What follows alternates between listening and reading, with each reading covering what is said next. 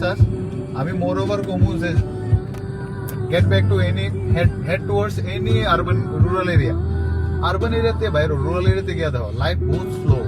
But এখানে লাইফটা মানুষ এনজয় করে ছোট ছোট জিনিসে হয়ে থাকে শহরে গেছস তোর পকেটে তোর ব্যাংক ব্যালেন্স আছে করোর 2.5 বাট তারপরে তোর কাছে এমন লাগবে আমি গরিব হই মাসে মাসে কিস্তি দিবে ফ্ল্যাটের রেন্ট দিবে 1 লাখ টাকা বর্তমান রেন্ট দিবে কিস্তি দিবে কি তবে এখানে এই বেশ ধরে টাকা পয়সা আমার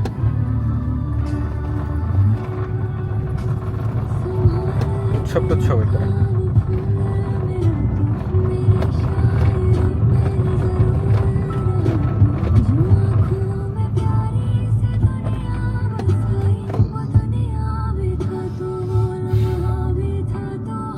আমার তো আমি এটা বলতেছি না যে আমার কোনো ড্রিমই নাই অ্যাম্বিশন নাই আছে বাট আমার ওই এক্সট্রাভ্যাগেন্ট লাইফস্টাইল কোনোদিনই ভালো লাগে না না একবারে আমি এমন কোনো ফেম চাই না যে আমার হয়ে যেতে হবে ভগবান জানে বাট আমি কোনোদিন ওই লাইমলাইটে আইতেই চাই না I just want to blend in to be a mediocre I just want to be a mediocre this lifestyle থাকতো বন্ধু বান্ধব থাকো ফ্যামিলি থাকো এর মধ্যে বাস मैं नहीं चाहता कोई मेरे को याद रखे জাস্ট আইসি আমার মতো হাজার যাইবো মাটির পিছিয়ে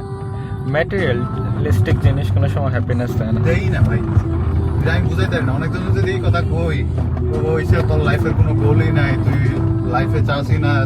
খুশি থাকবি না যাই হোক এটা একটা মানুষের পরে তা বুঝতে পারে আর অ্যাকচুয়ালি ভাই আমার তো অন থেকে না সত্যি আমরা কেউ যদি আমার অনই না অনেকজন কইতারে যে ভাই তোর এটা গোল নাই নি ভাই একবারে আমি লেগে একবারে এমন ফালাই না যে আমার ভাই ভাত নাই আছে ভাই আমি ভাত খেতে পারি তোর চলতেছে আর আমি এটা না যে আমি ভাত খেয়ে চলতে যাই গেছি বাকি রিকোয়ারমেন্ট যা আছে ঠিক আছে ছোট মোটো একটা ফ্যামিলি রান করতে যা লাগে সব জিনিসই লাগবো স্বাগত করতেছি করতাম এদিকে প্রায়োরিটি শুধু খালি এটাই যে আমার হইতেই লাগবে এটা আমার টাকাই কামাইতে লাগবে টাকা টাকা টাকা টাকা তাহলে লাইফ কই কাটালাম বয়স যাইতেছে 26-27 2 রাত 28 এরপরে মুখে দেখতে দেখতে 30 2022 গেছে এখন মনে হয় 2025 শেষ 26 আই করতে কইতে পারি না আর 2 দিন পরে 30 ক্রস করে কোন সময় 35 হয়ে যাবো এটাও কইতাম না অ্যাকচুয়ালি 18 পরে আর 28 যে কেমনে আয়ে এটা একদম আনবিলিভেবল 18 পরে 28 মনে হয় চুটকি দেয় উঠছে ফ্ল্যাশ পুরো ফ্ল্যাশে যায় পুরো ব্লিঙ্ক অফ এন আই চোখের পলকে জাগে কই জানা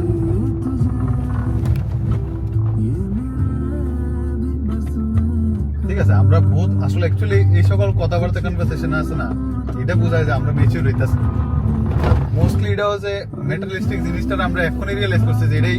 ইম্পর্টেন্ট বাট এটা লাইফে নেসেসিটি না যে এটাই প্রাইম গোল হইতো লাইফে এনজয় করা অনেক রকমের থাকে আজকে যারা ডিপ্রেশনে থাকতেছে কারণ তারা লাইফে এনজয় করতেছে না যা আছে আমরা এটার এপ্রিসিয়েটই করি না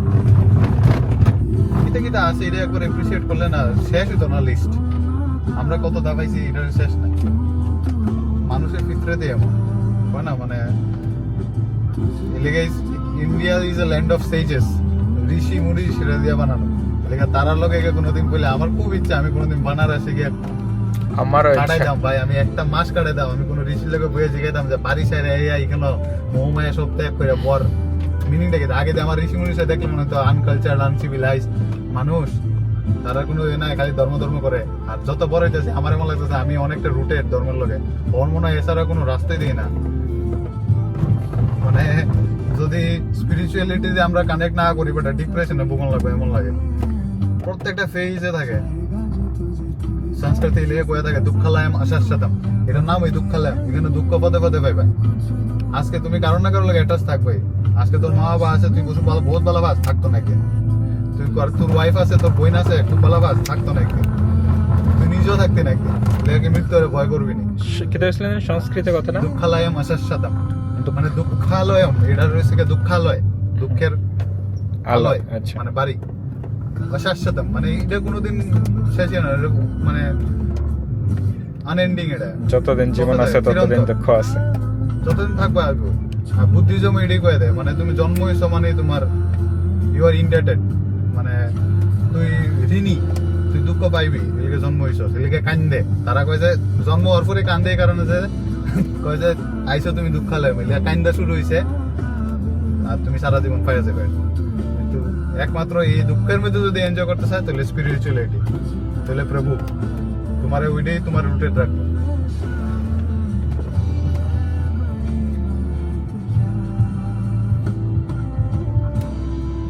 এই মাঝে মধ্যে না কিছু কিছু ডকুমেন্টারিজ আছে, বেশিরভাগ ক্ষেত্রে যখনই কোনোদিন লো ফিল হয়, মনে হতে চাইছে স্পিরিচুয়াল কিছু শোনার ইচ্ছা নাই,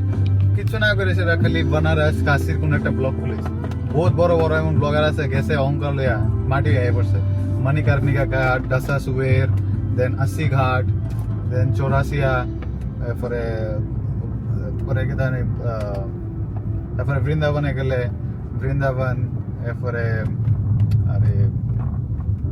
জানি কি তবে পরিক্রমা পথ আছে একটা, এটি পরিক্রমা। এই জিনিসটা না মানুষের অহংকার থেকে মুক্ত করে। মোস্টলি মণিকর্ণিকা, বাট মণিকর্ণিকা যাওয়ার আগে না নিজের খুব মেন্টালি প্রিপেয়ার করে যাওয়া উচিত, কারণ অনেকজন এখানে গেলে একটু ডিস্টার্ব হয়। বাট মোস্টলি আমার বাবা আজকে থেকে 40 বছর আগে গেছিল, তখন আমার কইছে যে ওই জায়গার মিনিং আলাদা, তুমি গিয়ে বইলে এখানে মিনিং আলাদা, মুখে শুনবা যত শুনবা, কিন্তু এখানে যখন দেখবা যে এক একটা আগুনে ফুটতেছে, এক একটা শব্দ, ধূপের গন্ধ, এখানে ছাইয়ের গন্ধ, বাতাস আর গঙ্গার মার ঠান্ডা স্নিগ্ধ বাতাস এই যখন গায়ে লাগে, তুমি ফিল করবা আসলে আত্মা নামে কোনো জিনিস আছে, আসলে স্পিরিচুয়ালিটি নামে কোনো জিনিস আছে। আর আমি কইতাছি যেমন আমি লোক করাইতাছি, আমিও যাই ওই জায়গাতে আবার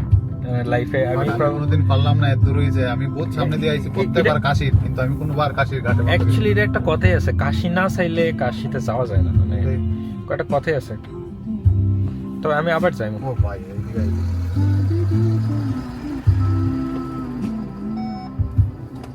যাইব আপনি যাবো।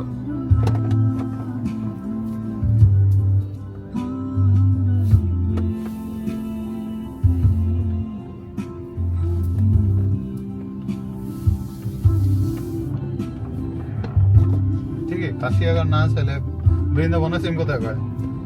বৃন্দাবনে যদি রাধারানী না চায় তোমরা যাইতে, তুমি যাইতে পারতাম। কাশি যাইবো আমি আবার। ওই উত্তরপ্রদেশে যখন গেছিলাম তখনই আমার ইচ্ছা হয়েছে ওইখানে যাইতাম, কিন্তু এত বিয়ে আসলো, এক্সস্টেড হয়ে আসলাম। আমার গেলে কাশি বহুত টানে ভাই, আমার লাইফে বহুত ইচ্ছা আবার যাইব কাশি যাইতাম, কারণ আমার ওখানে মনে আছে আমি যখন 2015 মাতারার সাথে গেছি প্রয়াগরাজ, গেছি এলাহাবাদ গেছি, তখন তো প্রয়াগরাজ আসলো না, এলাহাবাদ না, তখন এলাহাবাদ আসছিল, প্রয়াগরাজ আসছিল না। কিন্তু তখন প্রয়াগরাজে এলাহাবাদে গিয়া আকবরের যে কিল্লাটা, এটা সামনের দিকে দাঁড়ায় যখন মেইন রোডে উঠছি, আমি মা দাঁড়া কইতেছে যে ট্রেনের টাইম এসে বিকাল 4:30, আমরা সব শেষ হয়েছে 11:30টায়। সামনে দিয়ে বাস যাইতেছে, এটার মধ্যে এসি বাস লেখা আছে বানারস, সামনে টিকিট কাউন্টার ছিল। মা বলে জিজ্ঞাইতেছিলাম যে বাবু আমরা বানারস গাই তার, না আমার কাছে টাইম নাই। কারণ আমি বাসটা দেখতেছি, বাসের কন্ডাক্টরও ডাকতেছে বানারস বানারস, আমার এত ভালো লাগছে, আমার কাছে বাসটা দিয়ে উঠতে থেকে দৌড়ায়, কিন্তু পারতাম না। ওই দিন একটা গেছে। আর সেকেন্ড হয়েছে গিয়ে যখন আমরা কুম্ভল থেকে যখন আই, খুব ইচ্ছা আসলে বানারস যাইতাম আর অযোধ্যাতে যাইতাম, কিন্তু এরপরে যখন বানারস পর্যন্ত আইতে আইতে যখন দেখি যে ট্রেন বারবার থামে, একবার যায় আধা ঘন্টা, যে জায়গাতে 1 ঘন্টার রাস্তাতে আমরা আমার লাগছে 8 ঘন্টাতে। এরপরে খালি এতটুকু হয়েছে যে বানারস নাইমা এতক্ষণ ট্রেন স্টেশনে গিয়ে ট্রেন থামছে,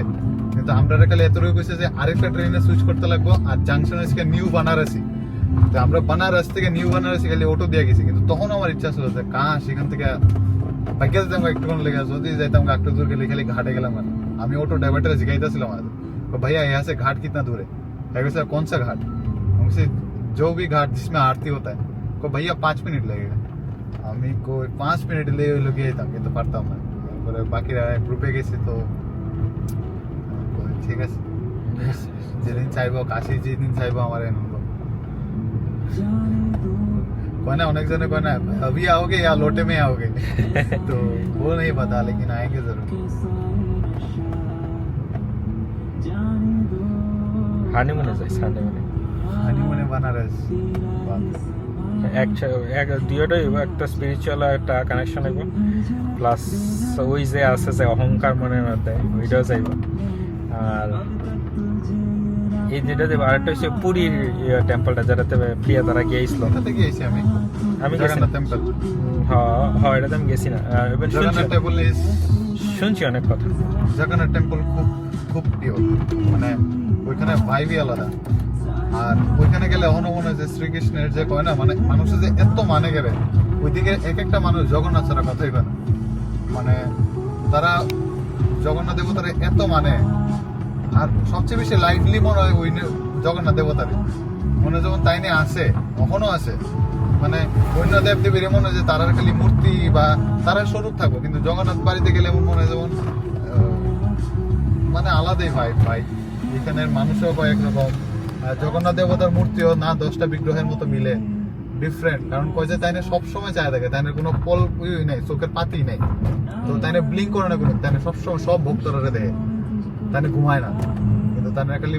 ভোগের লেগে না কোন সময় লেগে খালি দিনে 2 থেকে 3 ঘন্টা খালি তাইনের 2 ঘন্টা না 1 ঘন্টা মনে হয় তাইনের খালি ইয়ে দিয়ে ঠাক্কা রাখে, হার্টের দিয়ে রাত্র পর্যন্ত খোলা থাকে তাইনে। আর কয় যে তাইনে জগন্নাথ ছিল জগতের নাথ। তাইনের কাছে কেউ এমন নেই যে হিন্দুইজম থেকে বিলং করো না, তুমি কোন কাস্টের কোন রিলিজিয়নের। এই কারণে বাকিরা তো সবাই হিন্দুরা এলাউড ভিতরে টিকে দেখনের, কিন্তু বাকি রিলিজিয়নে তারারও তো তাইনের শিষ্যই। তো এই কারণে তারারে দেখবার লেগে বছরে তাইনে বাইরে হয়, আর এটা লেগে রথযাত্রা হয়। ওই দিন তাইনে সবাই গিয়ে দর্শন দেয়, আর এমনিতে তুমি গিয়ে দেখতে পারবা। তো এই জিনিসটা খুব আলাদা। এই কারণে অনেক মুসলিম তাইনের এক মুসলিম ওই লিগে জগন্নাথ মন্দির থেকে এর সামনে আরেকটা একটু দূরে, 100-150 মিটার দূরে না 200 মিটার দূরে একটা ওইও আছে, একটা মুসলিম ওর বাড়ি আছে, ওইটার সামনে রথ থামে। কারণ ওইখানে কয় যে ওই ভক্ত জগন্নাথ দেবতারা এত মানতো, কিন্তু তাই না এলাউড আসলো না ভিতরে ঢুকবার লেগে। ঠিক আছে, তাই না কাইন্দা সেরা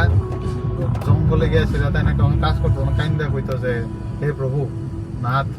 আমি যাতে আপনার একবার স্মরণ পাই, আমি যাতে একবার আপনার সাথে মানে আপনার দর্শন পাই। তো এটার লেগে তাই না যখন শেষ অবস্থাতে আসছিল তখন মনে হয়, আমি ঠিক জানি না পুরো স্টোরিটা, শেষ অবস্থাতে যখন ওই লোকটা শয্যাশায়ী আসলো না কিন্তু জানি, তখন জগন্নাথ দেবতা নিজে রথে দিয়ে আইছিল, তখন সামনে দাঁড়াইছিল তার ওই সামনে। আর এটার লেগেই কিন্তু বটলা আছে, এটার লেগে তো ব্রেক দরকার ছিল,